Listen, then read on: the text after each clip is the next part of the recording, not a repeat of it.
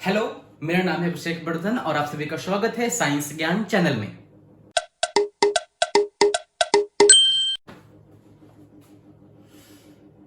मैंने कल क्लास 12 का फर्स्ट लेक्चर स्टार्ट किया था और उसमें हम लोगों ने जाना था कि रिप्रोडक्शन क्या होता है और रिप्रोडक्शन क्यों जरूरी है। साथ ही साथ हम लोगों ने यह भी जाना था कि रिप्रोडक्शन दो तरह का होता है, एसेक्सुअल रिप्रोडक्शन और सेक्सुअल रिप्रोडक्शन। उन दोनों में डिफरेंस कल बता दिया गया था। आज स्टार्ट कर रहे हैं शुरुआत से ही एसेक्सुअल रिप्रोडक्शन के बारे में। सो स्टार्ट करते हैं। आज आप देख पा रहे होंगे कि यहाँ पर आज हेडलाइन है एसेक्सुअल रिप्रोडक्शन। क्या होता है ये जानकारी लेते हैं, ठीक है। नाम है एसेक्सुअल रिप्रोडक्शन। आपको कल बताया गया था कि एसेक्सुअल का मतलब ही क्या होता है। ए का मतलब नॉट और सेक्सुअल का मतलब होता है जेंडर, सेक्स, जेंडर, जिसमें दो आते हैं मेल एंड फीमेल। ए का मतलब नॉट था, जिसका मतलब क्या हो गया कि एक वैसा मोड ऑफ रिप्रोडक्शन जहां पर कोई भी मेल एंड फीमेल दोनों इन्वॉल्व नहीं होते हैं। जहां पर मेल एंड फीमेल इन्वॉल्व नहीं होते हैं उस तरह के रिप्रोडक्शन को हम लोग बोलते हैं एसेक्सुअल रिप्रोडक्शन। हम समझते हैं आज कि इसमें क्या लिखा हुआ है। लिखा गया है कि in this method a single individual यानी कि पेरेंट्स, ठीक है, is capable of producing offspring. क्या बोला गया कि इस तरीके के मेथड, कौन सा मेथड, एसेक्सुअल रिप्रोडक्शन का मेथड। जो ये एसेक्सुअल रिप्रोडक्शन का मेथड है इसमें मात्र एक सिंगल इंडिविजुअल यानी कि एक सिंगल पेरेंट कैपेबल होता है एक नए बच्चे को जन्म देने के लिए, ठीक है। In this method a single individual is capable of producing offspring. इसमें मात्र एक सिंगल इंडिविजुअल भी एक नए ऑफस्प्रिंग का निर्माण करवा सकता है। आगे पढ़ते हैं। The offspring that are produced are not only identical to one another but are also exact copies of their parent. क्या बोला गया कि जो ऑफस्प्रिंग निर्माण होते हैं, जो ऑफस्प्रिंग निर्माण होते हैं वो सिर्फ एक जैसा दिखते नहीं है, आइडेंटिकल सिर्फ नहीं होते हैं, but also exact copies of their parent, हूबहू होते हैं, एग्जैक्ट कॉपी होते हैं। यानी कि जिस तरह के पेरेंट होते हैं बिल्कुल वैसे ही उनके ऑफस्प्रिंग्स भी होते हैं, ठीक है। Offsprings are genetically and morphologically similar. Genetics के हिसाब से यानी कि डीएनए और आरएनए के हिसाब से भी वो सिमिलर होते हैं, साथ ही साथ मॉर्फोलॉजिकली यानी कि उनके जो शारीरिक बनावट होता है उसमें भी बिल्कुल हूबहू एग्जैक्ट कॉपी होते हैं, ठीक है, सिमिलर होते हैं अपने पेरेंट्स के। इसी कारण से जो भी सेक्सुअल रिप्रोडक्शन से निर्माण होने वाले जो ऑफस्प्रिंग है उनके लिए एक टर्म का प्रयोग किया जाता है और वो टर्म है clone. The term clone is used to describe the type of offspring. यहां पर ये जो ऑफस्प्रिंग पैदा होते हैं उनके लिए एक वर्ड का प्रयोग होता है क्लोन। क्यों?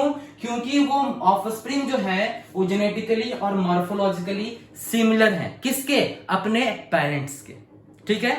तो ये तो हम लोग जान लिए कि क्या होता है एसेक्सुअल रिप्रोडक्शन। अब जानते हैं कि ये एसेक्सुअल रिप्रोडक्शन किस किस तरह का होता है। बहुत सारा तरीका है एसेक्सुअल रिप्रोडक्शन करने का, यानी कि जो अलग अलग जो ऑर्गेनिज्म है वो अलग अलग तरीका, अलग अलग मोड का यूज करते हैं और अपने ऑफस्प्रिंग को पैदा करते हैं जो कि जेनेटिकली भी और मॉर्फोलॉजिकली भी सिमिलर होते हैं अपने पेरेंट्स के। देखते हैं इधर बोला गया है कि cell division is a mode of reproduction in Monera and Protista. अगर हम बात करते हैं मोनेरा और प्रोटिस्टा का, मैं बताता हूं पहले क्या होता है मोनेरा, क्या होता है प्रोटिस्टा। पहला है मोनेरा और बोला है प्रोटिस्टा। अगर मैं आपको बताऊं तो हमारा जितना भी इस पृथ्वी पर ऑर्गेनिजम्स हैं उनको 5 किंगडम में बांटा गया है, ठीक है। उस 5 किंगडम का नाम मैं बता दे रहा हूं। पहला है मोनेरा, फिर है प्रोटिस्टा, फिर है फंजाई, फिर है प्लांटी एंड देन एनिमेलिया। ये 5 किंगडम है। कौन कौन? Monera, protista, fungi, Plantae and animalia. ये 5 किंगडम है। इसको दिया कौन था? R.H. विटेकर, एक बायोलॉजिस्ट हैं। उन्होंने पूरे ऑर्गेनिजम्स को 5 ग्रुप में बांटा। उसको क्या कह दिया? किंगडम। ठीक है, 5 किंगडम का नाम मोनेरा, प्रोटिस्टा, फंजाई, प्लांटी और एनिमेलिया। यहां बताया है कि यहां पर सेल डिवीजन के माध्यम से रिप्रोडक्शन होता है, खासकर किसमें? मोनेरा और प्रोटिस्टा में। मतलब कि एक सेल है, वो सेल डिवाइड कर जाता है और डिवाइड करने के बाद एक नया ऑर्गेनिज्म का निर्माण होता है, खासकर किसमें? मोनेरा और प्रोटिस्टा में। अब बात करते हैं कि आखिर मोनेरा कहते किसको हैं। जितने भी यूनिसेलुलर यूकैरियोटिक ऑर्गेनिज्म जैसे कि बैक्टीरियाज, उन सबको एक खास ग्रुप में रखा गया था। उसका नाम क्या है? मोनेरा। इसमें का गुण क्या होता है कि ये होते हैं यूनिसेलुलर। क्या होते हैं ये? प्रोकैरियोट्स।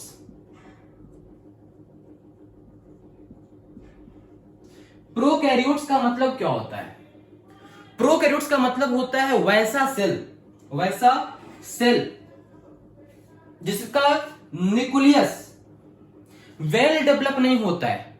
यानी कि अगर उसका न्यूक्लियस को जांच किया जाए तो आप पाइएगा कि उसका न्यूक्लियर मेम्ब्रेन ही नहीं है। न्यूक्लियस के आउटर लेयर क्या बोलते हैं? Nuclear membrane. और ये प्रोकैरियोट्स के अंदर वो न्यूक्लियर मेम्ब्रेन होता ही नहीं है। साथ ही साथ बहुत सारे ऑर्गेनल्स यानी कि जो स्मॉल ऑर्गन्स होते हैं सेल के अंदर, वो भी एब्सेंट होता है। तो इस तरीके का अगर कोई संरचना सेल्स के अंदर दिख रहा है कि उसके न्यूक्लियर मेम्ब्रेन ही नहीं है, बहुत सारे सेल ऑर्गेनल्स नहीं है, तो हम ये समझते हैं कि वो जो सेल है वो प्रोकैरियोटिक है। वो क्या है? प्रोकैरियोटिक है। ठीक है, तो यहां पर जो मोनेरा होता है वो यूनिसेलुलर होता है, प्रोकैरियोटिक होता है। एग्जाम्पल में क्या? एग्जाम्पल में है बैक्टीरियाज।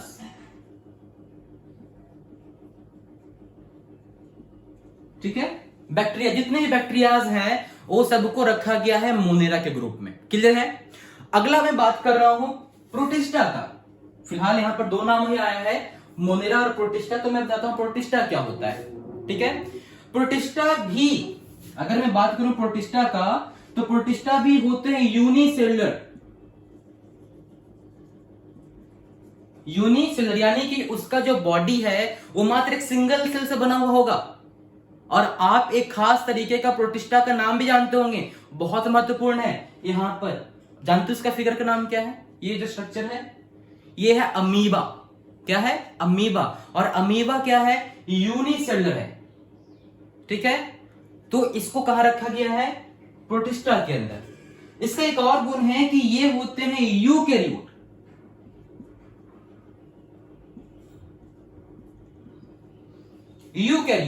यूकैरियोट का मतलब क्या होता है? यूकैरियोट का मतलब होता है एक वैसा सेल जिसके अंदर का न्यूक्लियस वेल डेवलप्ड हो। वेल डेवलप्ड कहने का मतलब कि उसमें न्यूक्लियर मेम्ब्रेन होगा, बहुत सारे ऑर्गेनेल्स होंगे, उस ऑर्गेनेल्स के ऊपर भी मेम्ब्रेन होगा। मतलब कि वो वेल डेवलप्ड सेल है, उसका न्यूक्लियस भी अच्छी तरीके से बना हुआ है। तो उसको क्या बोलते हैं हम लोग? यूकैरियोट बोलते हैं। यहां पर यूकैरियोट को भी अगर मैं तोड़ूं तो यू का मतलब होता है वेल मतलब अच्छा।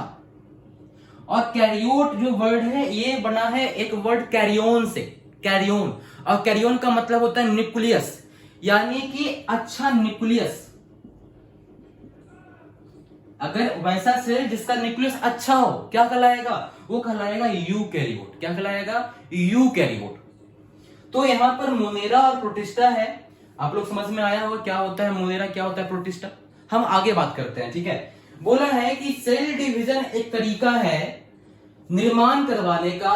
किस तरीके के ऑर्गेनिज्म को? जो मोनेरा के अंदर है और जो प्रोटिस्टा के अंदर जो ऑर्गेनिजम्स होते हैं उनको डिवाइड करके ही वो क्या करते हैं? रिप्रोड्यूस करते हैं एक नए ऑफस्प्रिंग्स को। क्लियर है? हम लोग आगे बढ़ते हैं। कुछ मोड है। एक बाइनरी फिजन एक तरीका होता है, बाइनरी फिजन। आप लोगों ने जरूर पढ़ा होगा क्लास 5-6 में कंप्यूटर। वहां पर पढ़ाया जाता है बाइनरी नंबर, जहां पर सिर्फ 1 और 0 दो ही डिजिट होता है, यानी कि बाइनरी का मतलब होता है 2, बाई मतलब 2। और यहां पर दिया हुआ है फ्यूजन। क्या? फ्यूजन, यानी कि अलग होना। फ्यूजन मतलब क्या होता है? फ्यूजन मतलब मिल जाना, सुनते हो? न्यूक्लियर फ्यूजन, है ना।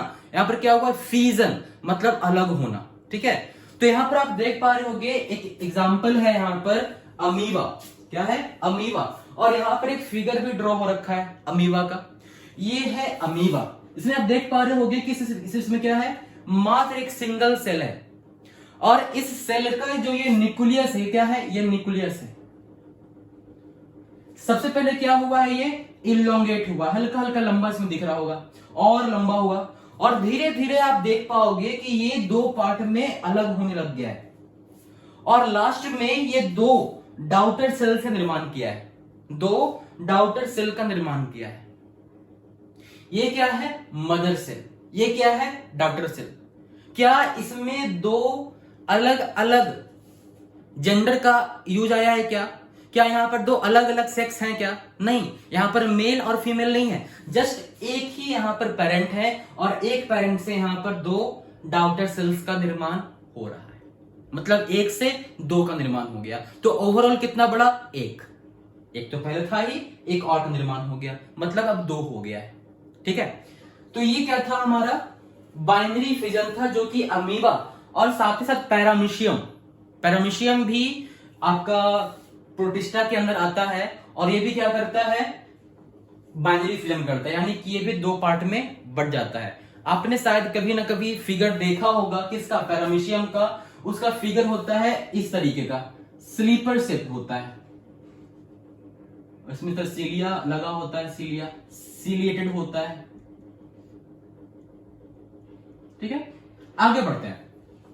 एक चीज और इसमें है कि इसमें दो दो न्यूक्लियस होता है, बाई न्यूक्लिएट होता है, ठीक है। अच्छा, अब बात करते हैं हम लोग बडिंग के बारे में। बडिंग एक वर्ड है, ये बना हुआ बड से। बड मतलब क्या होता है? कली, मतलब कली निकलना, ठीक है। कली निकलने का एक प्रक्रिया है, और वही कली अगर एक नया ऑर्गेनिज्म बन जाए तो इस प्रक्रिया क्या बोलते हैं हम लोग? बडिंग बोल देते हैं। आप एक फिगर ऊपर देख पा रहे होगे, ये फिगर है ईस्ट का। ईस्ट का आप देख पा रहे हो कि ये सिंगल ईस्ट है, ये यहां पर इसका फूड वैक्यूल है, ये इसका न्यूक्लियस है, और इसमें जब ये ग्रो हो चुका है, जब ये मैच्योर हो चुका है, तो ये बड अपने बॉडी से निकालने का प्रयास किया है। जरा देखिए यहां पर ये ईस्ट है, और इसके बॉडी पर क्या बना है? यहां पर बड बन गया, कली बन गया है, ठीक है। और इसमें फिर क्या हुआ कि जो न्यूक्लियस था ये इलोंगेट होकर के यहां पर न्यूक्लियस इसमें चला गया, कुछ आधा पार्ट में। फिर बाद में ये न्यूक्लियस वापस पीछे आने लगा, दो पार्ट में बट गया है, और फिर पूरा ये जो बड है सेपरेट हो गया।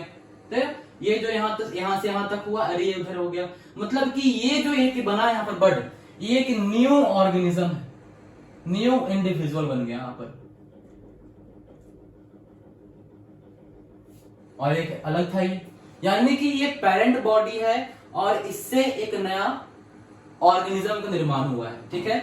बाद में ये भी धीरे धीरे बड़ा होगा, बड़ा होकर के फिर भी ये भी क्या करेगा? निर्माण करेगा एक नए ईस्ट का, ठीक है। तो ये तरीका क्या था? बडिंग, क्योंकि यहां पर बड का निर्माण हो रहा था, देख रहे हो यहां पर कली निकल रहा है, बडिंग हो रहा है। तो ये दो था।